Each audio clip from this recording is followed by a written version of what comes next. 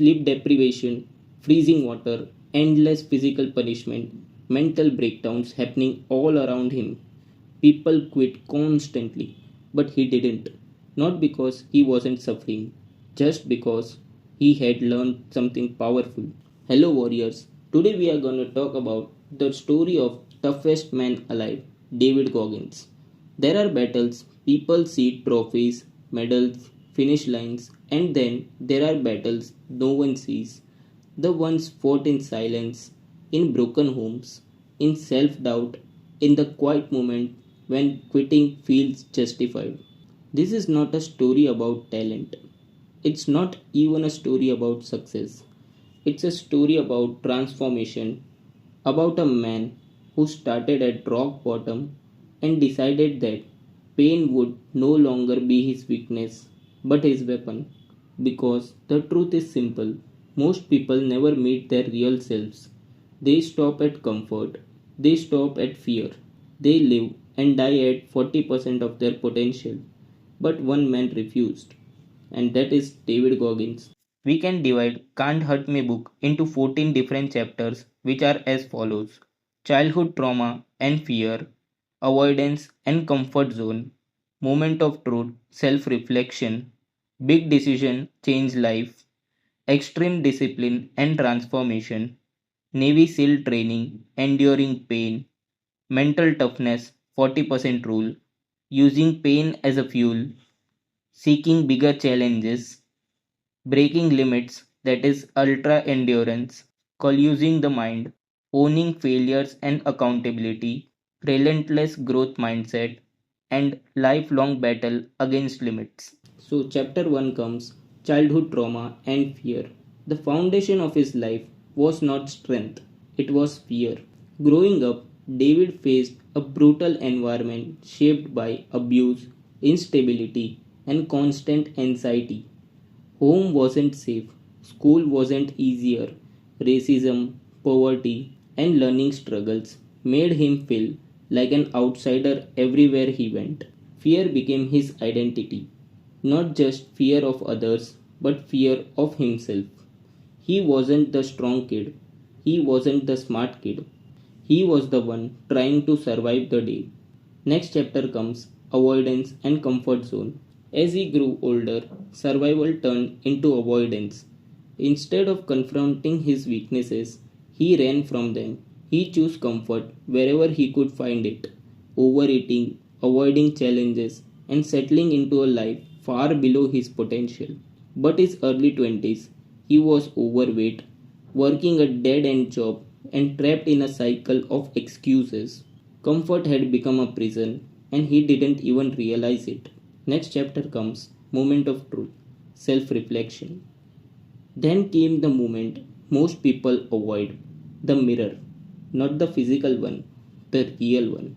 Last one night, he saw his life clearly for the first time. No lies, no excuses, just truth. He realized something brutal. No one was coming to save him. Even failure, even limitation, even weakness, he owned it. That moment wasn't empowering, it was painful, but it was necessary. Because truth is where change begins. Next chapter comes Big Decision That Changed Life. That night, he made a decision most people only talk about. He decided to take complete control of his life. Not partially, not when it was convenient, fully. He set an almost impossible goal to join the Navy SEALs. At that time, it was laughable.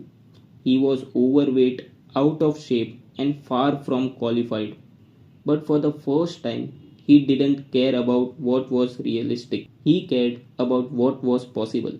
Next chapter comes Extreme Discipline and Transformation.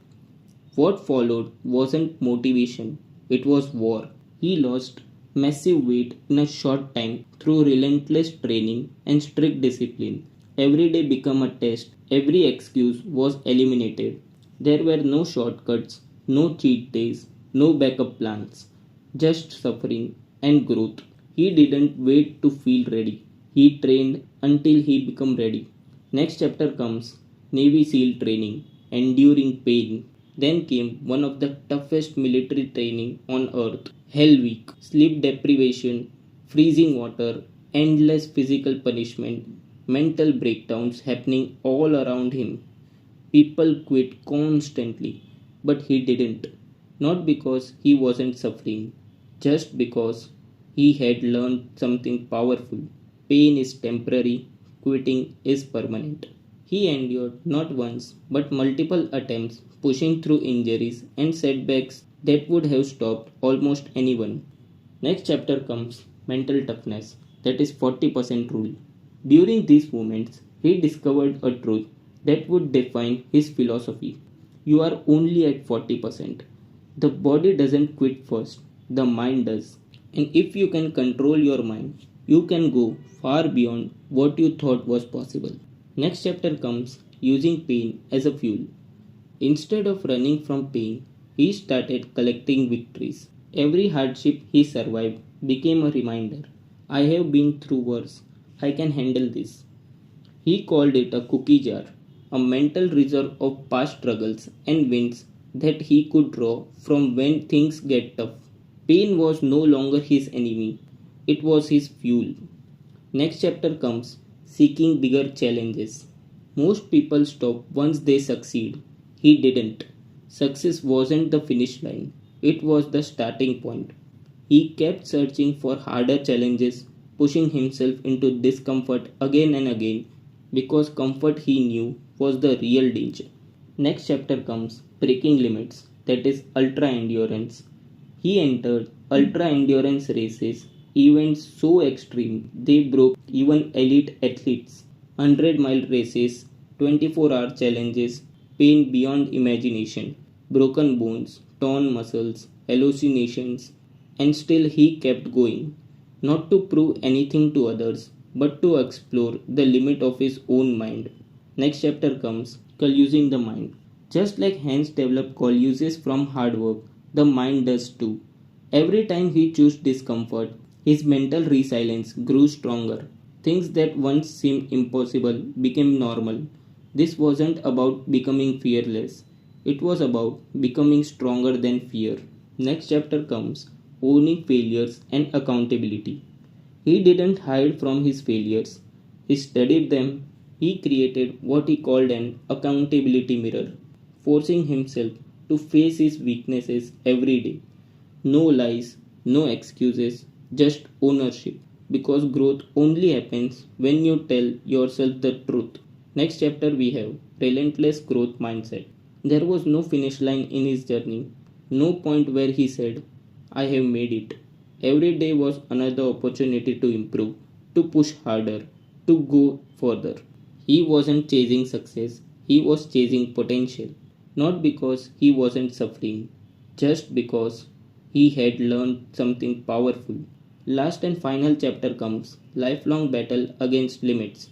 In the end, the biggest lesson wasn't about running ultra marathons or surviving extreme training. It was the real battle is always internal. Your mind will try to limit you, your past will try to define you, your comfort zone will try to trap you. But if you are willing to suffer, to grow, to face the truth, you can become someone you have never thought possible.